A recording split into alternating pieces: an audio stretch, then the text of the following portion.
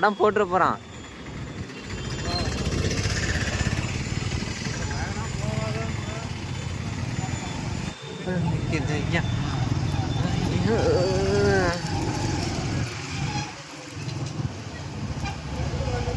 படம் போட்டானா இல்லையாட்டு இருக்குதா?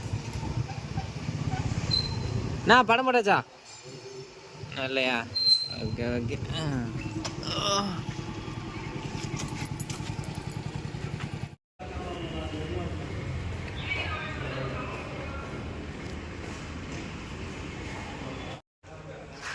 Hi hello friends, welcome back. நம்ம வந்து லவ்வர் படத்துக்கு வந்திருக்கோங்க.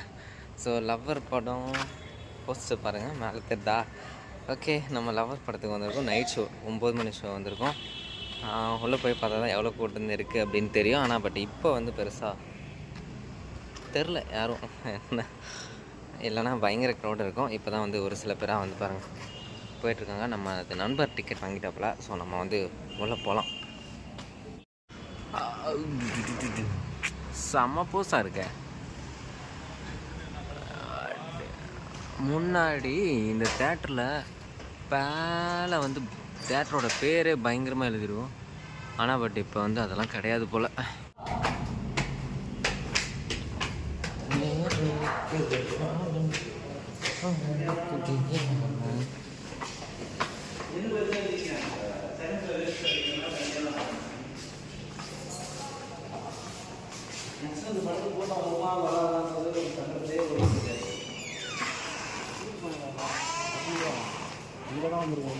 ரேடியோ பார்ட்னர் படம் போட்டான்.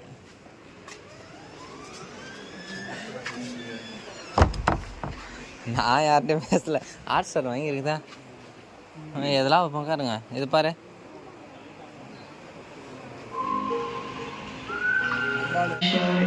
Black jeans and white sneakers போட்டிருந்தேன். அவன் ஸ்டேஜ் ஏறும்போதே சரியான சவுண்ட். குடிய விட்டியா? குடிக்கிறத விட்டுட்டேன். நல்ல விஷயம் தானே. சந்தோஷமா இருப்பாரு. குடிக்கிறத விட்டு சந்தோஷமா இருக்கிறான் பாரு, பெரிய ஆளா ஆயிட்டான். அதுதான் சொல்றேன்.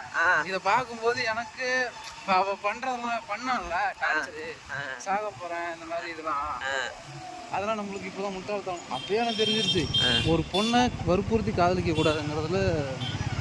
அது கரெக்ட் தான். அது ஆனால் 100% ஃபேக்ட். கட்டாயப்படுத்தி வர எந்த லவ்வும் நிலைக்காது.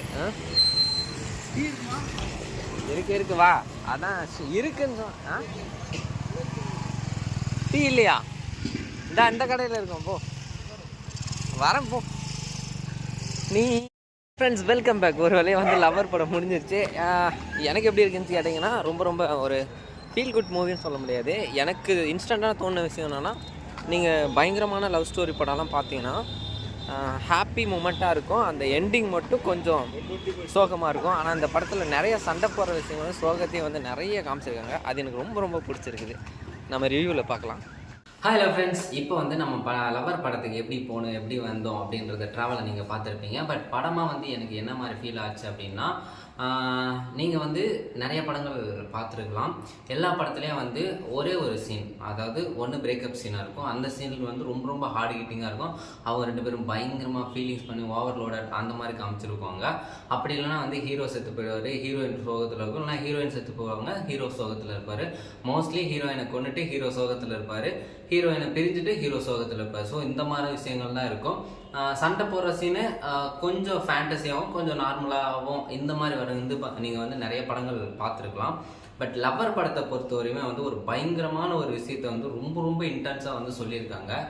ரியல் லைஃப்பில் ஒரு லாங் டைம் ரொம்ப நாள் வந்து லவ் பண்ணுறாங்க அப்படின்னா எத்தனை டைம் லவ் பண்ணியிருப்பாங்க, எத்தனை டைம் பிரேக்கப் ஆகிருக்கும், திரும்ப எப்படி வந்து பேச்சப் ஆகிருப்பாங்க அப்படின்றது வந்து இந்த படத்தில் வந்து ரொம்ப ரொம்ப சூப்பராகவே சொல்லிட்டு இருக்காங்க. எனக்கு வந்து இந்த படம் ரொம்ப ரொம்ப பிடிச்சிருச்சு அப்படின்னு தான் சொல்லுவோம். ஏன் சொல்கிறோம் அப்படின்னா, நிறைய பேரோட சூழலை வந்து இந்த படம் வந்து சூப்பராக வந்து பிரதிபலிச்சிருக்கு. ஏன்னா நம்ம படம் வந்து ஒரே லீனியராக தான் போகும். ஆனால் இந்த படத்தை பொறுத்த வரையுமே வந்து ஒரு பொண்ணு ஒரு பையனுக்குள்ள அந்த ரிலேஷன்ஷிப்பில் இருக்க அந்த ஒரு விஷயத்தை வந்து ரியலாக என்னென்னலாம் நடக்கும்ன்றத ரொம்ப சூப்பராகவே சொல்லியிருக்காங்க. பொண்ணு பையன் அதாவது மணிகண்டன் அவர்களுக்கும் அந்த பொண்ணுக்கும் உள்ள அந்த ரிலேஷன்ஷிப்பை வந்து ரொம்ப ரொம்ப பியூட்டிஃபுல்லாக காமிச்சிருக்காங்க அப்படின்னு தான் சொல்லணும். ரொம்ப ரொம்ப அழகாக இருந்துச்சு. படம் பாட்டு எல்லாமே ரொம்ப சூப்பராக இருந்துச்சு. மேலும் மேலும் இந்த மணிகண்டன் வந்து இந்த மாதிரி நிறைய படங்கள் நடிக்கணுன்றது தான் நம்மளுடைய ஆசை. நல்ல நல்ல கதைகளை தேர்வு செஞ்சு நடிக்கணும். உண்மையிலே வந்து ஒரு சூப்பர் ஆக்டர் நமக்கு கிடைச்சிட்டாரு அப்படின்னு தான் சொல்லணும். இப்போ இல்லை, இதுக்கு முன்னாடி ஜெய்பீம் படத்தில் இருக்கட்டும், காலா படத்தில் இருக்கட்டும், குட் நைட்னா இருக்கட்டும், எல்லா படங்களையுமே பார்த்துட்டு வந்திருப்போம். ஒரு நல்ல அருமையான கமர்ஷியல் வேல்யூ உள்ள சூப்பரான ஆக்டர் வந்து நமக்கு கிடைச்சிட்டாரு அப்படின்றதுல எந்த ஒரு மாற்று கருத்துமே இல்லை. கண்டிப்பாக வந்து எல்லாரும் அவரை கொண்டாடுவாங்க அப்படின்னு நான் நம்புகிறேன். அப்புறம் ஹீரோயின் ரொம்ப அழகாக நடிச்சிருக்காங்க. உண்மையிலே ஒரு அலுவலக சீன் ஒன்று வரும். உண்மையிலே என்னடா அந்த பொண்ணு இப்படி பண்ணுது அந்த மாதிரி இருந்துச்சு. அந்த மாதிரி சூப்பராக பண்ணியிருந்தாங்க.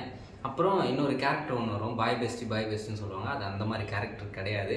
பட் அவரோட ரோல் ரொம்ப ரொம்ப நிறைய விஷயங்களில் வந்து ஒரு நியாயமாக பண்ணியிருக்காங்க அப்படின்னு தான் சொல்லணும். இவங்க கெட்டவங்க, இவங்களால தான் இவங்க இருக்காங்க அப்படின்றது கிடையாது. ஓகேங்களா? இங்கே யாரையும் பூட்டி வைக்க முடியாது. அவங்கவுங்களுக்கு நூறு சுதந்திரம் அவங்கவுங்களுக்கு தேவை.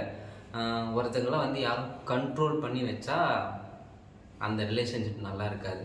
அதாவது பையனாக இருக்கட்டும் பொண்ணாக இருக்கட்டும், கட்டாயப்படுத்தி செய்யப்படுற விஷயமோ இல்லை கட்டாயப்படுத்தி வர வைக்கிற விஷயமோ வந்து என்றைக்கும் நிலைக்காது. அது ஒருத்தங்க சந்தோஷமாக இருந்தாலும் இன்னொருத்தங்களுக்கு கஷ்டம் கொடுக்கும். இல்லைனா 2 பேருமே கஷ்டப்பட்டுட்டு தான் இருப்பாங்க. அதுக்கு பிரிஞ்சிருக்கிறது எவ்வளோ மேல் அப்படின்றத வந்து ரொம்ப சூப்பராக சொல்லியிருக்காங்க. எனக்கு கான்செப்டாக வந்து இந்த படம் ரொம்ப ரொம்ப பிடிச்சிருந்துச்சி. கண்டிப்பாக வந்து நீங்கள் பார்த்துருந்தீங்களா, உங்களுக்கு எப்படி இருந்துச்சு அப்படின்றத மறக்காமல் கமெண்ட்ஸில் சொல்லுங்கள். எனக்கு ரொம்ப பிடிச்சிருந்துச்சி. நான் ரொம்ப லைக் பண்ணேன் இந்த படத்தை அப்படின்னு தான் சொல்லணும். அடுத்த இன்ட்ரெஸ்டிங்கான வீடியோவில் பார்க்கலாம். டாடா bye bye. See you. Subscribe பண்ணிவிடுங்க.